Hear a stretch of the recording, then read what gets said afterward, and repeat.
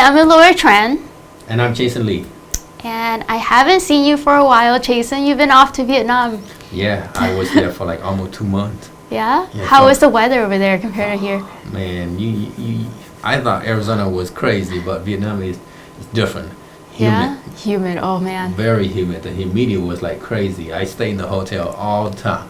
I didn't want to go out at all. Yeah. I mean, did you at least get some Vietnamese coffee? If you're a coffee lover now, you have to try Vietnamese coffee. It's like a mixture of condensed milk and espresso. Absolutely amazing. I did. I went out at nighttime because it was too hot during the day. So I mean, you're right. The coffee shop there is different than the coffee shop here. Mm-hmm. Well, not just the coffee, but the shop theme, itself. Right? The theme, yeah, they have very unique themes. It's like Disneyland. That's crazy. For coffee. Yeah. Yeah, there's this one spot where it's all the furnitures are upside down. Even the coffee shop is upside down. Oh, so you've been to Vietnam then? Yeah. Okay. I went and explored for about a month. Wow. Yeah. I was there 2 months, but I felt like it was like a year because the whole time I stayed in the hotel and I was there counting the clock. Okay, I need to go back to the U.S. Yeah, but nevertheless, I had a good time. Overall, but so I'm just glad to be back here. Continue with our business. So yeah, well, we're glad to have you back. And what were you trading today? So okay, let me give you a breakdown of what's going on this week. This week has been a very, very volatile week, meaning the stock went up and the stock went down so much because we had so many important events this week. So like this morning, we had a report came out from the government. It's called CPI. It stands for Consumer Price Index. And what it does, it measures the price of consumer goods. So it actually came out better than expected, and because of that, the stock market reacted positively in the morning, and then shortly after that, like 10 minutes later on, the market tanked for some reason. And I found it because investors, they took profit, meaning after they make the money, they took the profit, they run. it's normal. Yeah. I make good money today because I bought SPY. The stock SPY, and then we make money. I make money. Me and my student, we all make money, and then stock went down. Tomorrow we have another meeting from the federal government. We call it the Fed. So the meeting is called FOMC. In this meeting, the Fed will decide whether they want to raise the interest rate or not. Lately the rate has been going up crazy. Yeah. Mortgage rate, everything will go up super crazy. High. Yeah. So according to all these analysts, so tomorrow the Fed may raise the rate again to 0.5.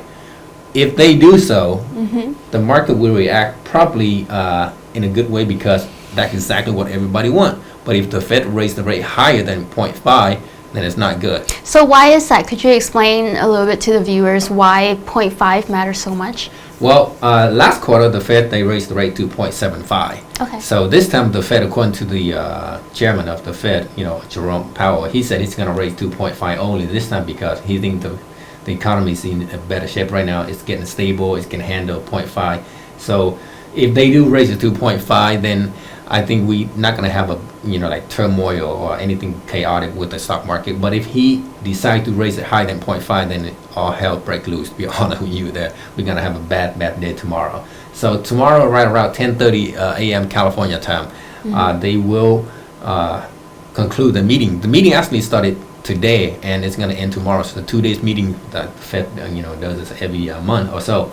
So hopefully we're going to have some good news from the Fed meeting tomorrow. So for me personally, tomorrow morning before the conclusion of the Fed meeting, I always trade SPY stock. So what I do, I buy a strategy I use called strangle, when you buy a call and a put at the same time, because if you buy one direction, you're going to lose money. Right. Because I don't know if it's going to go up or down. Nobody knows because we don't know until the Fed come out and tell us about the outcome of the meeting. So instead of buying one direction, we buy two direction. The strategy we use is called strangle. You buy a call and you buy a put. Whether the stock goes up or go down, you still make money. But it has to go up significantly where you can make money from either direction. And that's what happened this morning. I make money from the stock called SPY because the CPI report came out. It was better than expected, so the stock went up so much right away. I sold the stock and made money, so I call that a day. So tomorrow, same thing. And in addition to that, this week we also have a lot of stock reporting their earnings. Okay. Known as ER. You know what ER already is. Right. But this week I'm focusing on Adobe. Why Adobe? Number one, Adobe is a big stock. It's a well-known stock. I mean, everybody uses Adobe. Yeah. And the stock right now, roughly about $340 a share. So Okay.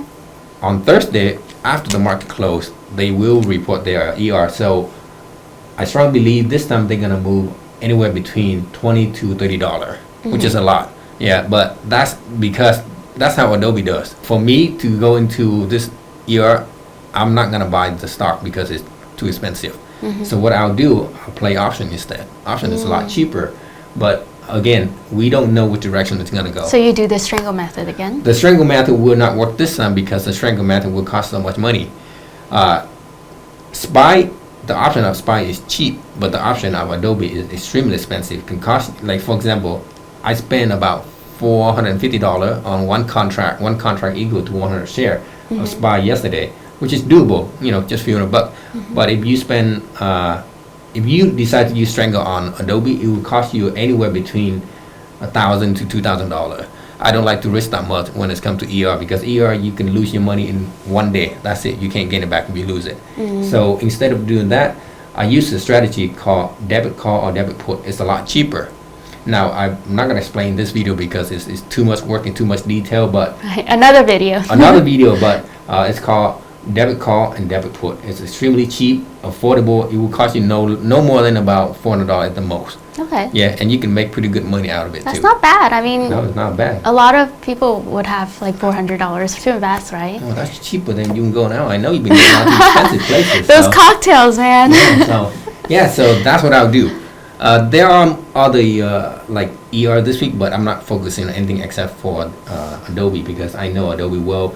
Like I said from the last video, every time I play earning report, I make sure the stock that I'm going to be trading, I make sure I understand that stock. I make sure I know the stock well. Otherwise, if you don't know the stock that you're going to be trading, you're going to lose money. I mean, that's the bottom line. Especially options. Especially options. Yeah. It's complicated. It's very lucrative, but it's complicated.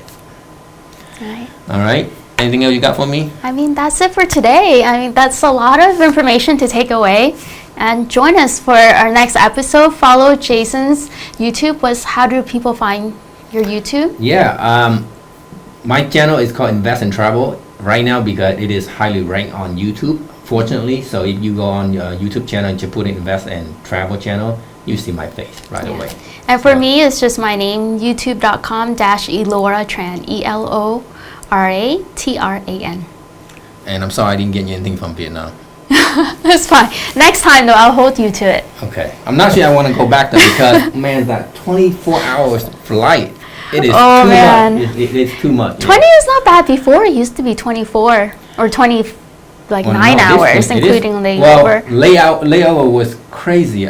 So because we're in Phoenix, there was Yeah. no like direct flight from here to Vietnam. Yeah. If you're in California, it's a lot shorter because Yeah. you only need to stop in one place. But from Phoenix, I took a flight to Japan.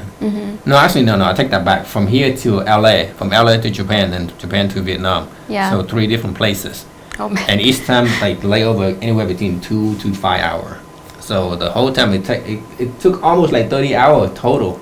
It's too much. Yeah. That's a lot. That's a lot. Yeah, I'm like, next time somebody put me on first class, I'll fall asleep. That's it. Well, don't forget to like and subscribe, and we'll see you next time. All right, have a good day, guys. Have a good good one. luck with trading, okay?